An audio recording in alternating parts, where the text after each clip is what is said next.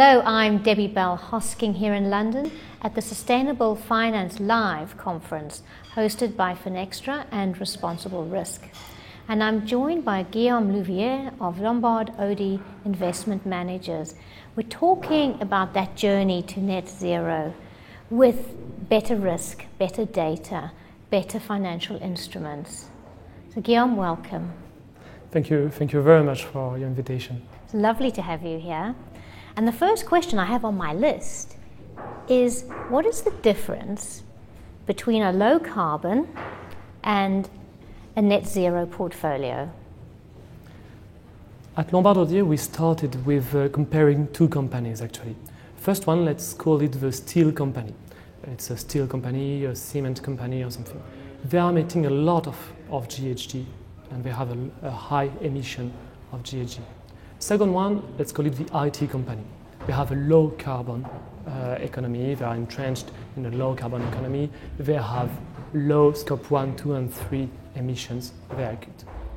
So most of the time when you want to invest in low carbon economies, you would favor the second one, which is low carbon, and that matches all the criteria for low carbon economy. The problem is that the first company has a strong power of decreasing its emissions. I mean, if you're starting by 100, you can decrease by 70% and it will make a huge impact. Whereas the second company, will have a low impact on decarbonization. Most of the investors would focus on the second one because it's a quick win. It's very easy to invest in low carbon economies, to invest in IT companies and else. And when I'm talking to a lot of investors, they would favor the second one because everyone has an intuition that we need to invest in them. The problem is that if you invest in these low carbon societies, then you won't have a power to decrease your portfolio. So you will have a quick win today by decreasing your carbon emissions by, let's say, 50%. Then tomorrow, this low carbon economy will stay low carbon, and the curve of decrease of the GHG will be low. So to fulfill all the regulation like the PAB, the CTB, Paris Aligned Benchmark, Climate Transition Benchmark, that asks you to decrease by 30 or 50% your emissions and then by 7% each year, then if you invest in low carbon economies in the second company, you will match the first condition, decreasing by 30 or 50%. But you will have problem in decreasing by each year by 7%. On the contrary, if you invest to high emissions companies, then maybe your first decrease won't be as much as you want, and then you need to work with portfolio managers to decrease it. But every year, by investing, being still in the same investment, your portfolio will decrease naturally. Okay. And when it comes to ESG, one criticism is that it focuses on a company's HQ rather than the full scope of its value chain. What's your response to that? Yeah, you're right.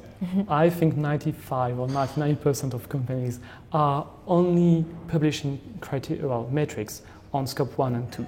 So scope 1 and 2 is more or less the backbone of the company, the first emissions around the company. But everyone is forgetting about the scope 3 upstream and scope 3 downstream.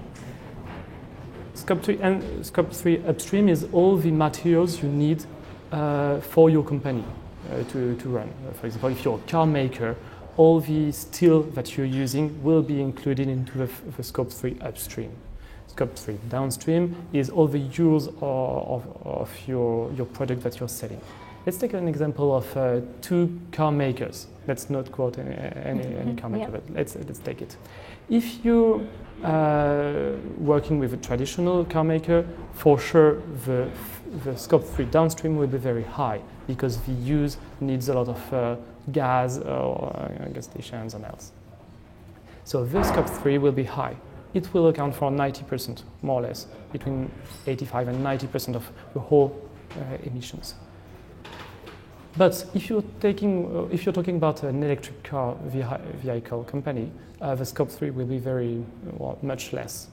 So if you compare two companies only on scope 1 and 2, they might look the same, the electric cars and the traditional one. But if you take the whole landscape, then you will have a more granular and rigorous view on what the business is really.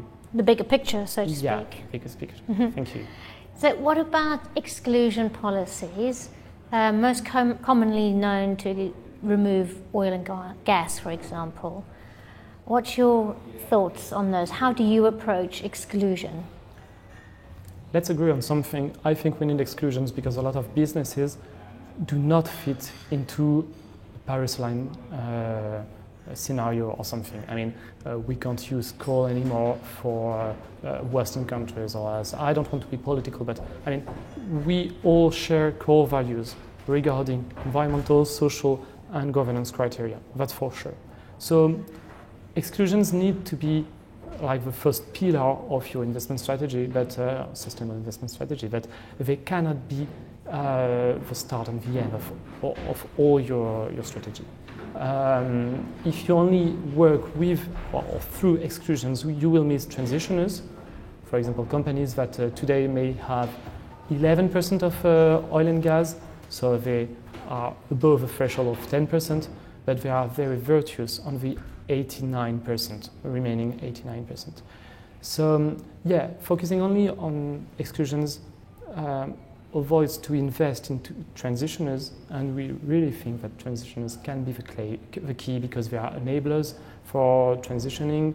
They provide a lot of goods that need to be used by anyone. So yeah. Okay, I've got one final question for you, if I may. What is a temperature-aligned portfolio? Well, when we're talking about temperature alignment, we mostly are referring to the COP21 and on, that ask to reduce carbon emissions and to have a trajectory well below 2 degrees. So temperature alignment, you're always aligned to a temperature, whether it is 1.5 or 5 degrees. Our work as investment manager is to reduce this temperature alignment to, let's say, between 1.5 and 2 degrees. These are what makes you called Paris aligned or not. Gosh, there's so much scope here to discuss, is there not, Guillaume? Thank you so much for joining us and giving us some clarity as we try and reach net zero. Thank you very much. Thank you.